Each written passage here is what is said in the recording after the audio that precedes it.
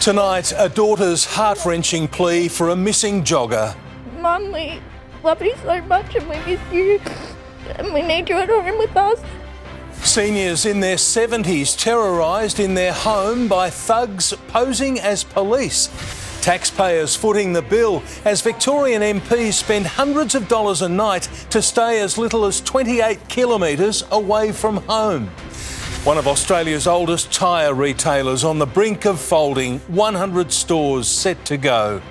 Top Gun support for Prince William as he prepares to step up for King Charles. And Nick Daicos on why the Hungry Pies are set for more success. Live from Melbourne, 7 News with Peter Mitchell starts now. Good evening. A distraught daughter has made a heart-wrenching plea for her missing mother to come home. The family went public to appeal for help to find Samantha Murphy 5 days after she failed to return from a morning run. 5 days of sleepless worry has taken its toll. I'm Jess, I'm Sam's oldest daughter.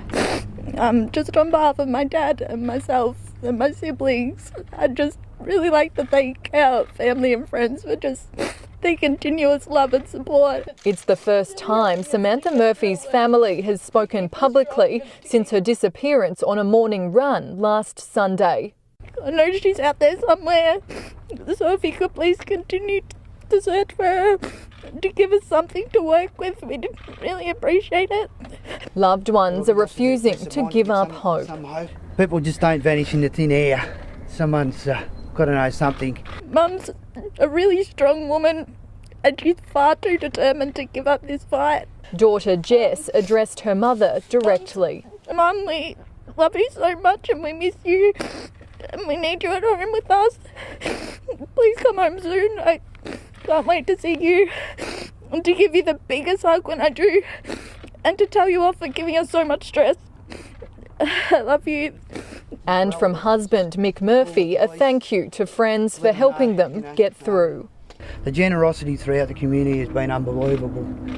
If we went to accept all the food that would want to be cooked for us and everything like that, we wouldn't have to go to the supermarket for 12 months. You know, it's just really, really good. So thank you very much, everybody. Search teams were out again today in force. How confident are police that she'll be found?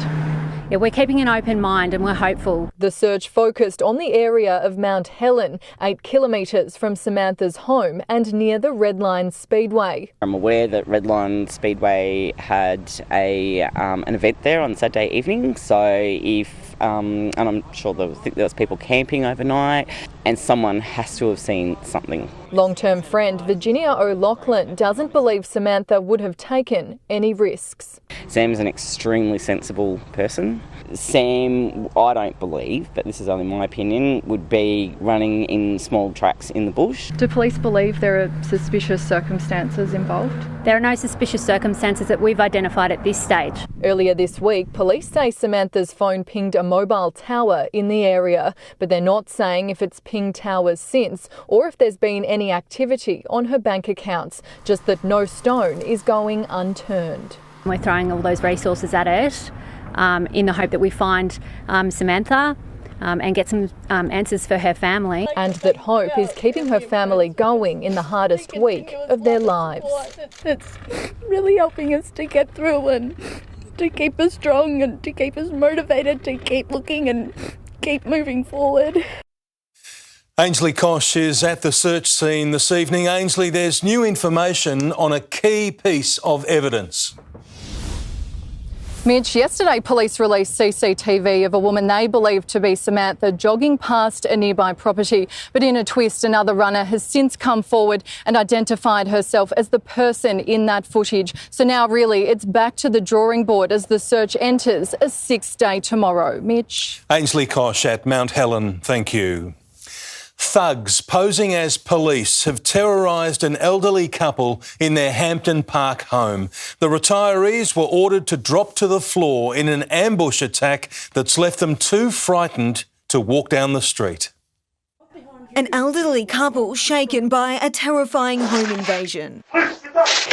But it wasn't police. Instead, 2 thugs were at their front door. My main concern was people.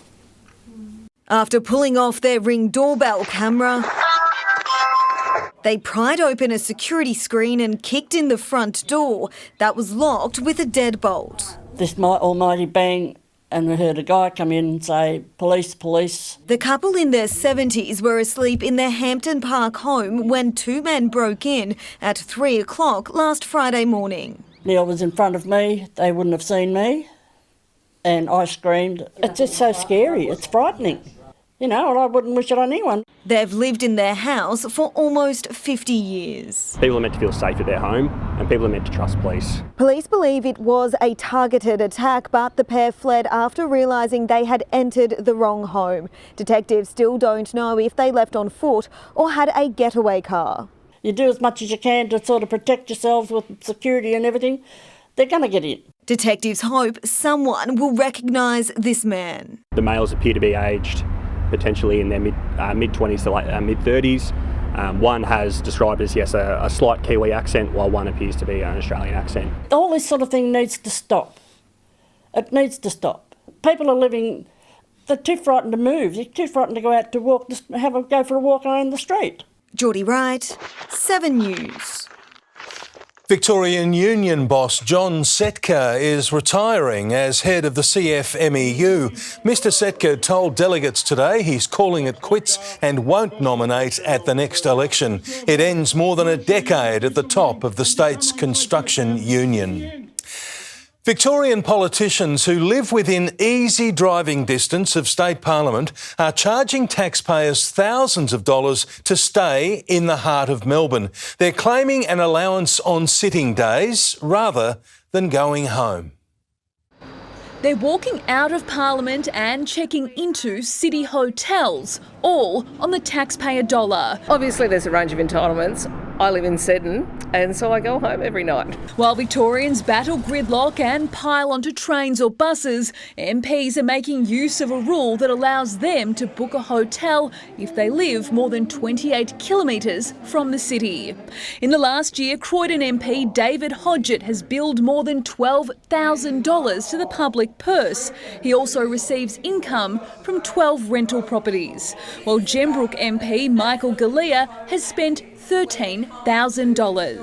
I haven't thought about it. It's probably none of my business. Will Fowles travels from Ringwood. He's claimed back almost $5,000. Sonia Kilkenny, a minister with access to a driver and car, has spent almost $7,500 on hotels. The allowance also covers meals and incidentals, but MPs who choose to drive can park for free at Parliament 24 hours a day. I think it's actually a matter for the Independent Remuneration Tribunal. That way it's assessed, as I say, independently and fairly. MPs have told 7 News they use the allowance for when sitting days run long. That's despite the average sitting day in the upper house lasting 8 hours. In the lower house, it's 7 hours and 47 minutes. I think it's up to everyone to do what they feel is right as well. Sometimes travelling home is quite dangerous after we've done a long night, but I think most people would prefer to sleep in their beds. Chanel Vella, 7 News.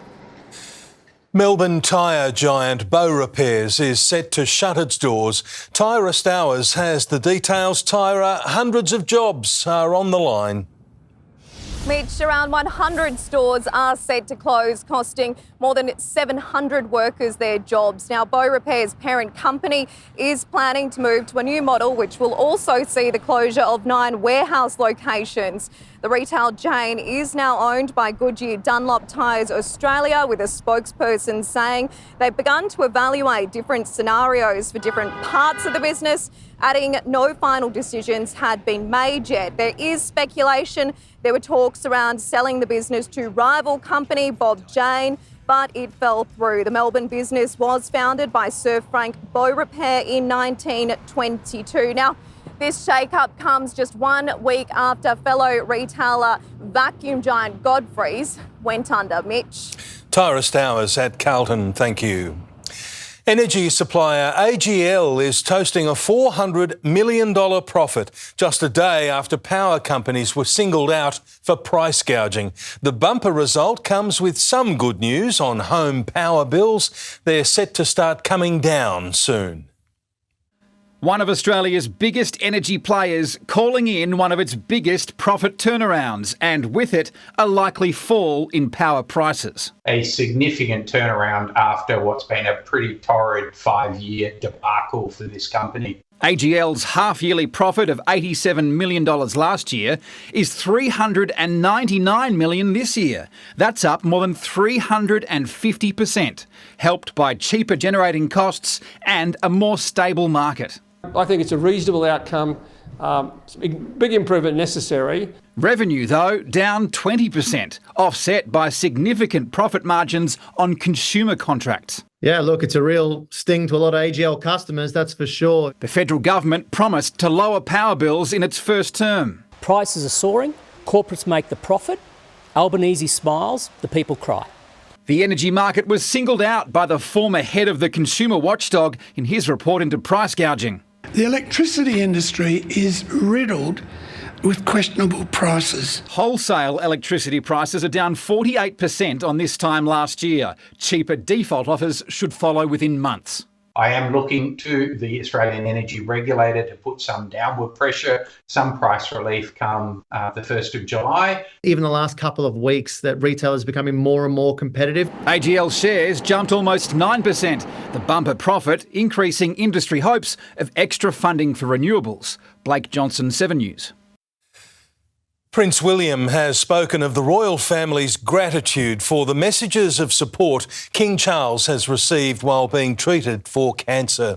His Majesty is slowly returning to public duty as Prince Harry flies home to America. He stepped back into the spotlight solo with Britain behind him. Your Royal Highness, how grateful are you for the public support you've received in recent weeks? We really appreciate Your Highness. Thank you. Fundraising for London's air ambulance. This was a match made in heaven. Thank you. Yeah, very nice. Thank you, Big. The King and Princess of Wales out of action. William had a +1 in a Top Gun. Tom, if you wouldn't mind not borrowing either of the new helicopters for the next Mission Impossible, it would be appreciated.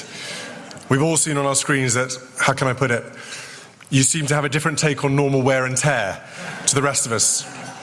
It's not the kind that buffs out. Just days after learning of his father's cancer diagnosis, the heir to the throne honouring the service he once flew for. It's fair to say the past few weeks have had a rather medical focus. So I thought I'd come to an air ambulance function to get away from it all. William stepping up.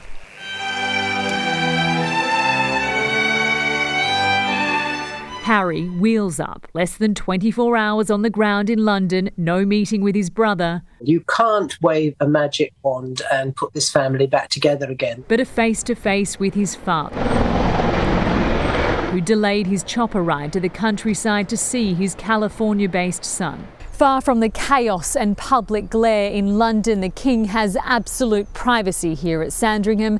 He is said to be in good spirits as he undergoes outpatient treatment, albeit frustrated he can't carry out all his public duties. People in Norfolk feel very close to the royal family because obviously the royal family spend a lot of time here. Obviously people are very concerned and very hopeful that things are going to have a good outcome. Sentiment shared the world over. Prince Harry is now back in Los Angeles, and you need only look at today's headlines here to see why perhaps he was keen to leave. Prince William has been dubbed the top son, while Harry, meanwhile, was relegated to a hotel here in London. As for his rather brief visit with the King, royal commentators are saying that shouldn't be taken as a sign that the meeting didn't go well or that it was frosty, just that the King needed to rest, having just started his treatment. Peter? Ashley Mullaney in London, thank you. Israel has rejected a proposal for a ceasefire with Hamas, just as American forces claim a significant target in Baghdad, a drone strike taking out a key commander. American retribution on show as Baghdad's mid-evening traffic crawls by. This minutes after a pinpoint military drone strike. Apparently 3 militia members in the car, including Kataib Hezbollah commander Abu Bakr al-Saidi. The attack stirring almost instant anger in Baghdad. No to America, they chant. No to Israel. Driving the fury, Israel's war in Gaza. Hamas has offered to free remaining hostages if Israel adopts a 4.5-month ceasefire, releases many more Palestinian prisoners and withdraws its forces from the war-ravaged enclave. Israel's Prime Minister Benjamin Netanyahu calls the plan delusional. Tim Lester, 7 News. Back home, Premier Jacinta Allen has delivered a formal apology to Victorian children who suffered abuse and neglect in institutional care. It's astounding to think of the courage of these children, the same age as my own and even younger. Excuse me. Around 90,000 children were deemed wards of the state between 1928 and 1990. The MCG is racing to be ready for sold-out Taylor Swift concerts and bracing for massive crowds inside and outside. Officials are telling fans without a ticket not to gather outside the stadium, but they admit they can't stop them. The MCG is about to shake up Taylor Swift's all-time concert attendance record. There's an opportunity for us to create history for Taylor Swift to perform in what we think could be one of the biggest crowds ever for Taylor. Demand for tickets so strong, the MCG is bracing for thousands of ticketless Swifties to pack Yarra Park. It's going to be a very busy precinct every night Taylor is playing. And that's why we're discouraging people to come down and congregate in big numbers in the park. There's limited space out there. We've got big merchandise marquees. In 8 days, Taylor's Eras Tour takes over. By then, outside and inside the ground will be transformed. They'll begin setting up the stage tomorrow and will still be working on it hours before the show. It'll be at the city end of the ground and includes an 80-metre catwalk which stretches all the way to the centre square. Fans are outraged by one concert entry rule. I've made like 500 bracelets. I think this is so stupid. Carabiners like this are not allowed. When I had them all on there, I had about maybe 60 on each. In a tour tradition, friendship bracelets are swapped by fans. The thought of not being able to do that just puts a bit of a dampener on, I suppose, that whole experience. These are set by the global tour, and they happen all around the world, and we have to adhere to them. Melina Saris, 7 News. An 88-year first is up for grabs for the reigning premiers. Tim Watson, a young magpie, is aiming to take Collingwood back to the promised land. Mitch, coming up shortly, we're one-on-one with Pies superstar Nick Daicos with a rare insight into his grand final injury battle as the Brownlow favourite says, catch me if you can to the footy world. It's an addictive feeling, that winning feeling, and what we experienced on the last day of September. Access all areas for a Richmond road trip to Mildura. Why the Tigers believe they can prove the doubters wrong, coming up shortly. Plus, a nasty blow that's left a cricket star bloodied, and Mitch Marsh will captain Australia from a completely separate change room to teammates tomorrow night. I'll explain why soon. Thank you, Tim. See you then. A dangerous new tanning trend is putting young lives at risk. Next, how influencers are skirting the law to spread a potentially deadly message. Also ahead on 7 News, Tony Mockbell dishes underworld secrets from the stand. Double delight for Australian twins. They've both given birth just minutes apart. Later, there's been a spike in Melbourne families facing supermarket stress as budget experts share their shopping list to save. And it's fairly grey on Friday before temperatures rise over the weekend. I'll have full details later in 7 News. Victoria's police chief says the force is in talks with the Allen government to crack down on the tobacco turf war. They're looking to follow other states where tobacco sellers face much tougher scrutiny. Increased regulation in that environment certainly would assist. That wouldn't stop what's occurring now, but it would assist. And we've actually been talking with government and they've been very receptive to that. So we're working through that about such a regime down here. More than 30 businesses have been targeted in the feud between Middle Eastern crime gangs over control of the illegal tobacco trade. Gangland boss Tony Mockbell has told the Supreme Court Lawyer X phoned him repeatedly in jail to ask probing questions on behalf of police.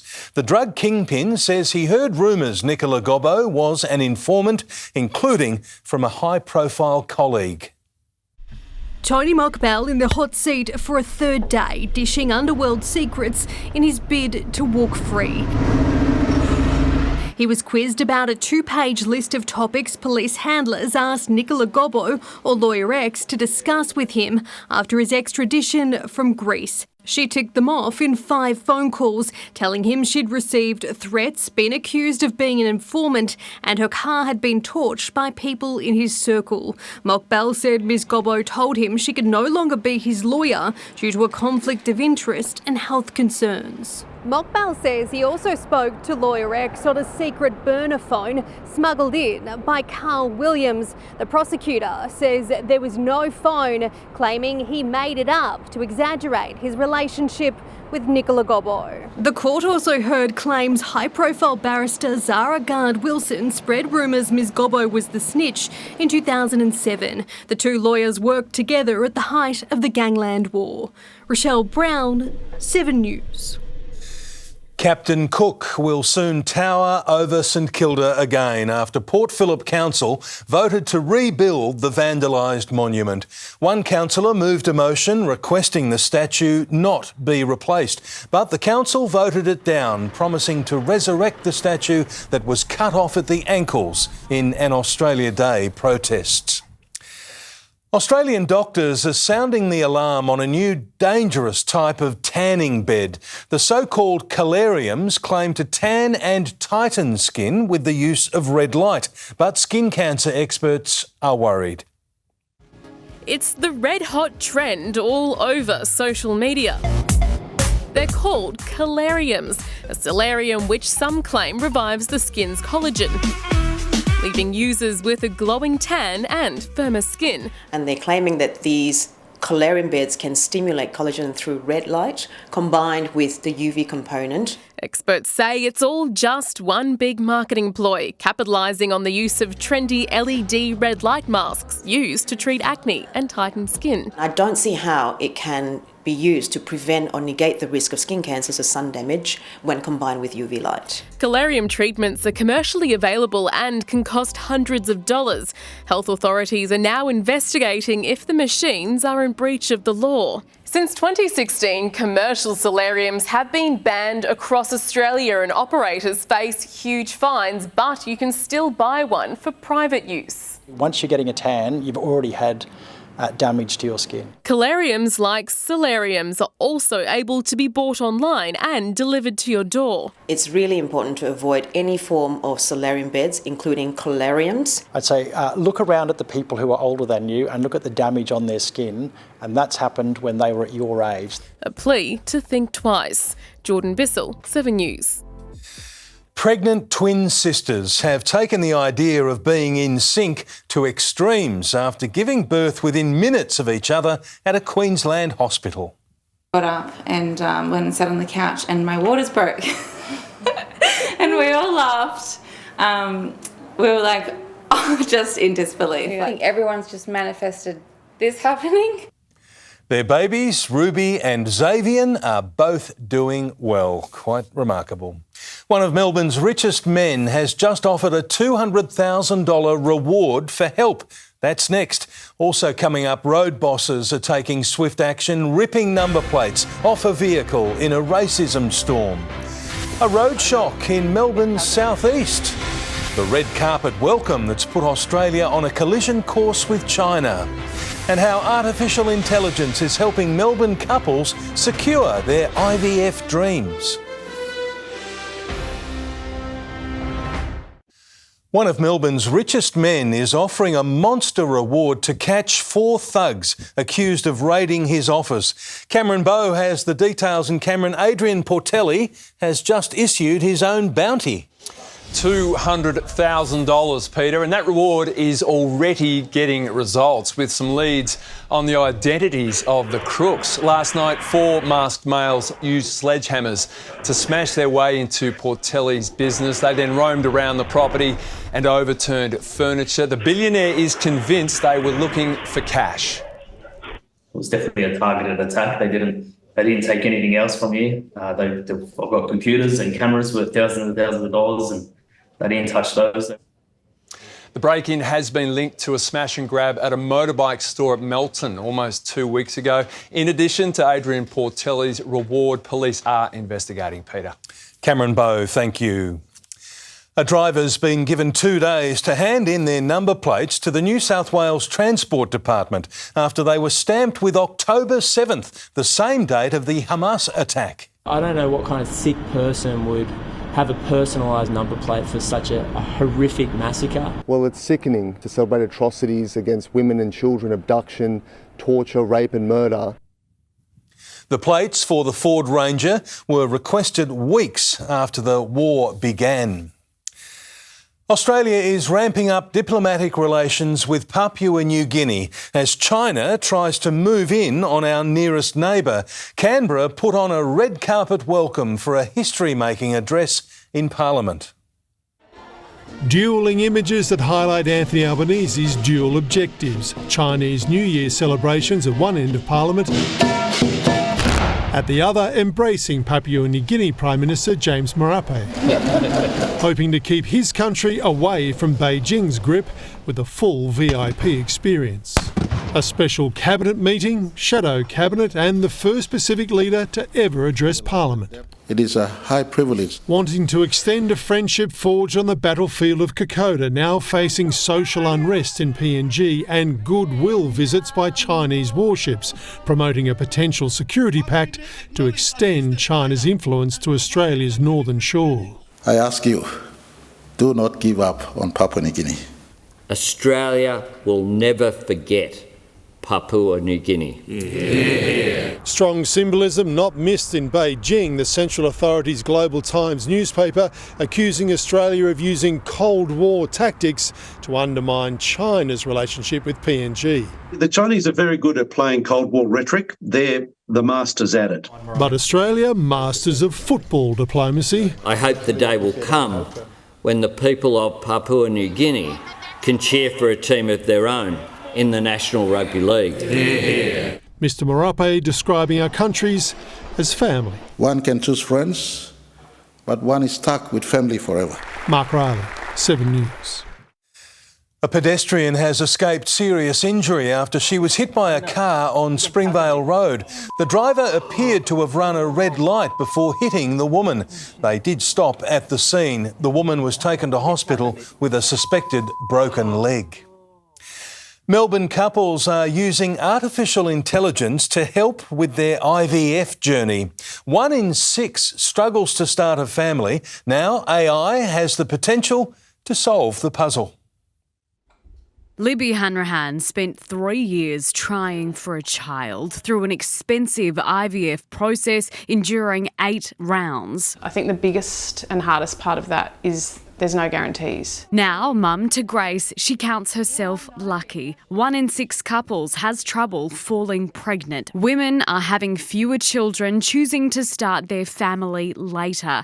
And sperm counts have fallen 52% in the past 50 years. Lifestyle factors play a part, such as excessive alcohol, smoking, being sedentary, as well as exposure to plastics and certain chemicals. Fertility is often thought to be a female problem, but it's absolutely shared amongst the sexes. Fertility clinics have seen a surge in demand. Revenue tipped to climb to $856 million in 5 years, up nearly $100 million from this year. 1 or 2 children in every classroom are probably likely to be IVF babies. While it is early stage research, artificial intelligence is being considered by medical experts. Technology that can interpret more scientific information faster, potentially shortening the process. It's got exciting potential. There have been absolute explosions in the technology that underpins IVF and assisted reproductive treatments. Angelique Opie, 7 News.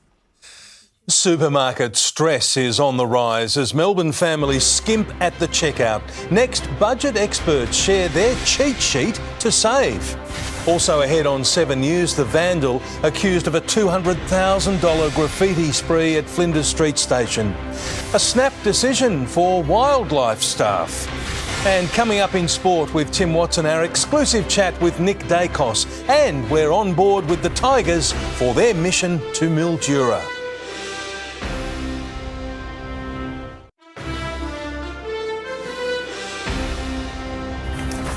Two 16-year-olds charged with murdering Melbourne doctor Ash Gordon have been ordered to provide samples of their DNA to investigators. A court heard police want to forensically test items of interest found at the Doncaster crime scene. Dr Gordon died after confronting the youths just minutes after they're accused of robbing his home. The accused killers faced a magistrate and did not oppose the application for a mouth swab. They'll return to court in May. A 23-year-old man has faced court charged over a $200,000 graffiti rampage across the city. The alleged tagger is accused of defacing Flinders Street Station, the Westgate Tunnel project and buildings along metro rail lines. He'll return to court in June. Time now to check finance with Angela Cox. Ange, Australian shares climbed again today. They did. The earnings season is in full swing and investors like the results. The ASX closed 23 points higher. AGL jumped more than 10% after that profit surge. Mirvac shares lifted on hopes of lower interest rates. The Aussie dollar is steady against the major currencies, buying just over 65 US cents. Gold and iron ore prices fell. And phone customers lodged more than 14,000 complaints in the December quarter of last year, a 13% increase. More than 900 over the Optus outage that affected more than 10 million Australians. Angela Cox reporting. Grocery bills are now putting financial stress on almost 4 million Australian households. New research shows the majority of shoppers say they've been forced to come up with new ways to save at the checkout. If stocking the fridge and pantry is putting a strain on the budget, you're not alone. A growing number of Australian households are struggling to afford basic supplies. The fruit seems to be very expensive this year. Grapes, for example. In a January survey, 42% admitted grocery bills are now a source of financial stress, the equivalent of 3.9 million households, and an increase of 16% over 2 years. It's actually just as high as the percentage of households who say putting a roof over their head is causing them financial stress. The average household is spending $188 a week. My average shop would be, when I come here, I go to Aldi's and to Coles, and that would be probably $180. A lot of things, dairy, fruit, vegetables, meat's definitely gone up. Many have changed habits, more than half buying in bulk. Budget shopping. So I write down everything I need and that's all I buy. 61% of supermarket customers say they're now visiting multiple stores to compare prices, a minor inconvenience that helps them stick to a budget. Experts say avoiding impulse purchases and shopping around are the best ways to save. If you, for example, download the online shopping app from Woolies and from Coles, they'll connect to your local store and give you the real-time prices. Emma O'Sullivan, 7 News. Keepers at the Australian Reptile Park risked life and limb when they noticed one of their alligators with a metre-long roll of sports tape in its mouth. I'm sliding my hand into his mouth. His teeth are right there. And I tell you what, I am nervous. We would be too. Keepers managed to separate the reptile and get it out with everyone escaping unharmed. Thank goodness. Sport is next with Tim Watson and Tim. Nick Daicos has detailed the painful fallout from the Pies premiership triumph. He has, Mitch. We speak exclusively to the Collingwood superstar next. How a budding bromance with a Magpie bad boy can lift them back up the premiership mountain. Plus, access all areas for a Tigers pre-season road trip, why Richmond can shock the AFL under new management, and the strange night in store for the new Aussie skipper. Welcome back. Collingwood superstar Nick Daicos has revealed his premiership teammates have returned in better shape than their flag-winning year, and an unlikely friendship is driving the Brownlow favourite to new heights. With a shiny new gold logo to show off for the first time, Nick Daicos has a warning to the Hunters coming for the Collingwood crown. I think everyone's sort of come back running or lifting PBs in the gym, so it's super exciting for us heading into the year, knowing that we've probably grown on last year with our list depth, and there's so many players ready to go. 4 months since his life changed forever. Never in doubt. It's an addictive feeling, that winning feeling, and what we experienced on the last day of September. Daicos is hungry as ever, and he's got company. Training as a full-time midfielder, he's gone head-to-head this pre-season with Jordan De Goey, enjoying his first injury and incident-free summer since his teens. It's been great to watch him come back in such great shape. I think he's in for an absolutely massive year. Our midfield's fit and firing. There's a young one called Scott Pendlebury. I don't know if you know him, but he's firing. Plus a new wave driving the quest for the club's first back-to-back in 88 years. A lot of players that missed out in the grand final, living that out and really driving that within the club and driving the motivation to get there and achieve what we achieved last year. The 21-year-old eased into his third pre-season pre-Christmas. Easy to forget the toll of a 7-week knee injury his dad said should have sidelined him for 3 months. 3-4 weeks after the granny, started to jog a bit and it swelled up a little bit, so it was just telling me that it probably wasn't ready to get going again. The club's been great with the recovery process. They've built me up nice and slowly, and now, as I said, I'm ready to attack the season. And while not expected in 2024, leadership firmly on his radar for future years. Hopefully I'll be ready, as I've been held in great stead with the leaders we've got at the club now. Mitch Cleary, 7 News. The Tigers are holding court a long way from Punt Road. Kate Massey is up in Mildura for Richmond's community camp. And Kate, there's no shortage of yellow and black on the border there. Certainly not, Tim. You can hear them this evening. It's not even footy season yet, but they've packed the pub out here at the Gateway pub. That's because the Tigers have come to them. Now, Adam Ruse, the new coach, is one of them who is here. He'll be speaking at the pub shortly, but it's been a big day for Richmond. All these fans want to see their favourites, but we join them all the way through the day. Welcome to Tiger Air. 7 News along for the ride as Richmond and its new coach ventured from Tiger Heartland up to Mildura for their community camp. A few schools today, a couple of hospitals and a few schools again tomorrow, so it should be good. Far from the G, but a deep yellow and black connection up on the Murray. Matthew Knights, Joel Bowden and Dale Waitman, just a few Tiger greats to make it from Mildura to Punt Road. See that guy, Tim Torino, he's Richmond's best player. Change is good as a holiday, and we've had a lot of change. We've had Jack Siebel come in, Chris Newman, former captain, so a lot of vibrancy around the club and excitement. Jaden Short, one candidate for a promotion to vice-captain under Toby Nankervis. Back to half-back, I think. Sort of where I built a career, and I tinkered with the midfield a little bit, but we've obviously got a lot of good midfielders running through there. There's also a new addition at the club. There's a camel down there at Tigerland. Can you talk us through that? Yeah, so there's 2 camels around the club. There's one in the meeting room and one that gets moved around a fair bit, but they can go for a long time and endure harsh conditions, so some we've jumped on board. Thompson Dow has impressed me. I think more than anything it's just another year in the system, as well as having fresh faces. I think Urs and Chris Newman and Zeeble coming in has been refreshing. They might be in Mildura now, but in less than a month the Tigers will head to the Gold Coast for opening round to take on Damien Hardwick's Suns. He's got a whole new team to look out for now, so I don't think he's worried too much about me. But he's always going to be a good friend, and I wish him well, but I'm looking forward to coming up against him. In Mildura, Kate Massey, 7 News. Carlton concedes star defender Jacob Wiedering is unlikely to overcome a serious calf issue in time for the season opener. You know, obviously with Sauce going down was a real kick in the guts for us all, and then obviously Wieders was probably the other more major one, although he'll be back in the early stages of the season. There's just 4 weeks until the Blues' opening round clash against the Lions at the Gabba. Mitchell Marsh will captain the Aussie T20 team from a separate change room after testing positive to COVID in Hobart ahead of tomorrow's series opener against the West Indies. Yeah, it's important for us to start to get our combinations together, try and win games leading into the World Cup. But yeah, we'll find out a lot about a few guys pushing, to make the 15. The Aussie women suffered their first one-day loss ever to South Africa. It's also Australia's first loss at North Sydney Oval since 2009. The series decider is live and free on the screens of 7 this Saturday. Jake Fraser-McGurk was brought back down to earth by his former Victorian teammates. The South Australian batter was caught for 6, needing 232 runs for victory. Nick Maddison and Tom Rogers both blasted half centuries, with Henry Hunt on the end of a nasty blow at mid-off. Oh, he's been... Actually, it's copped him in the nose as it burst through his hands, and he's bleeding profusely.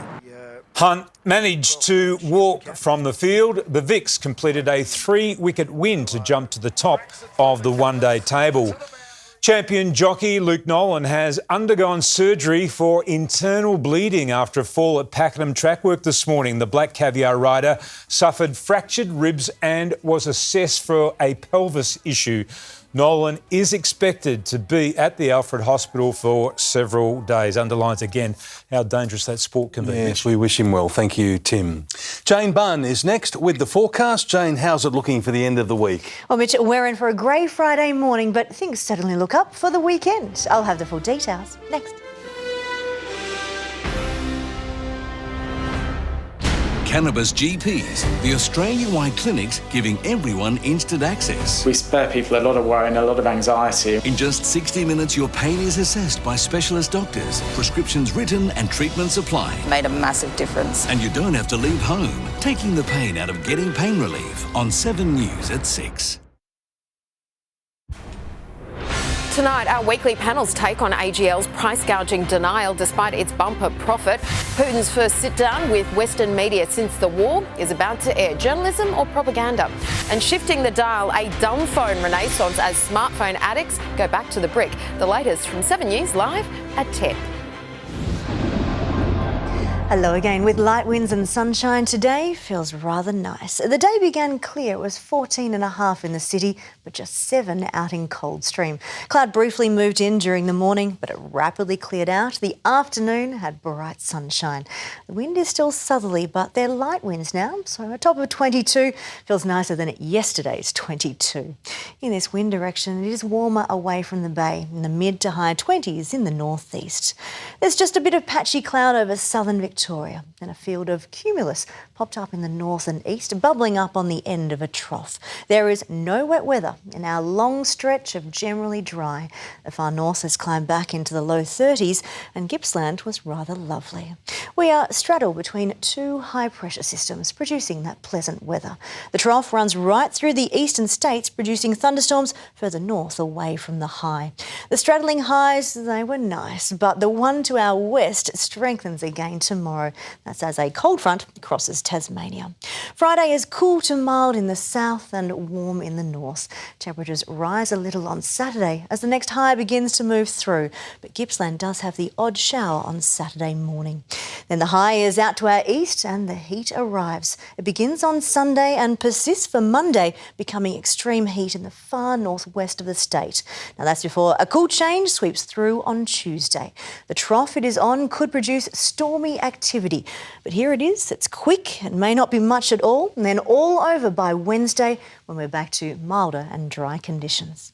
Around the nation tomorrow, showers about for Brisbane, partly cloudy in Sydney, just the odd shower. Warm sunshine for Canberra, fairly cloudy in Hobart. The front doesn't touch Adelaide in warm sunshine. Perth is in another heat wave. To Victoria, isolated fog and early drizzle in the south, areas of cloud lingering into the afternoon, but sunny all day in the north. A light to moderate southerly that turns breezy near the coast and ranges. Closer in, and a cold front for Tassie means that cloud sweeps back through here overnight. Tomorrow morning is grey. There may be some local early drizzle. The cloud breaks up at times in the afternoon, but then it thickens up again tomorrow night. It feels cooler under that in a moderate to breezy southerly. So we're covered in cloud for the morning, then the afternoon has increasing sunshine. It's cool and the wind is cool. We'll peak at 21 or 22 later.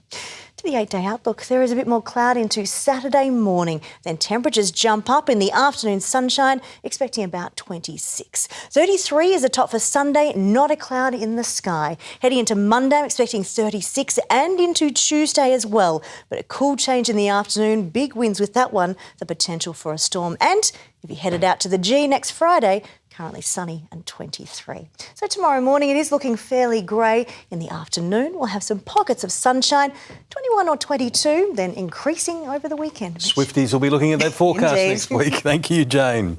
Now here's what's on Sunrise in the morning. Thanks, Mitch. Tomorrow on Sunrise, smart glasses, the new fashion accessory. But are they a major security risk?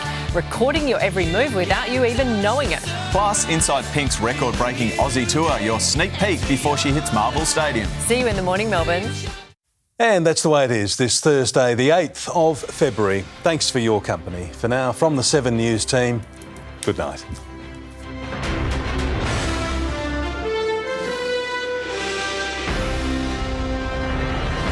Stream 7 News anytime, live and on demand on 7plus. And with 7news.com.au, you'll know the news now.